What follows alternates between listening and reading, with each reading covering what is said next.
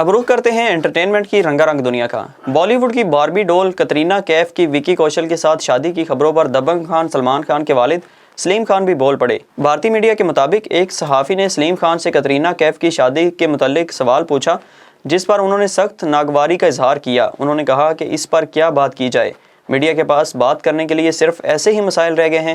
دوسری جانب بھارتی میڈیا کے مطابق سلمان خان اپنے مصروف ترین شیڈول کے باعث کترینہ کیف کی شادی میں شرکت نہیں کر سکیں گے۔ بالی ووڈ سٹار عالیہ بھٹ 7 سال بعد بھی اپنے مداح کو پہچان گئی۔ بھارتی میڈیا کے مطابق بالی ووڈ سٹار عالیہ بھٹ ممبئی کے ایک کنسرٹ میں پہنچی تو مداحوں نے گرم جوشی سے ان کا استقبال کیا۔ ایک مداح نے دور سے عالیہ کو آواز دے کر بتایا کہ وہ انہیں 2014 میں مل چکے ہیں۔ عالیہ نے مداح کو بتایا کہ انہیں اس کی شکل اور ملاقات اب بھی یاد ہے۔ اپنی پسندیدہ سٹار کی جانب سے پہچان لینے پر مداح اتنا جذباتی ہوا کہ خوشی سے رونے لگا۔ معروف ٹک ٹاک سٹار اور ٹی وی میزبان حریم شاہ نے کہا ہے کہ اسلام نے عورت کو سب سے زیادہ حقوق اور اختیارات دیے ہیں۔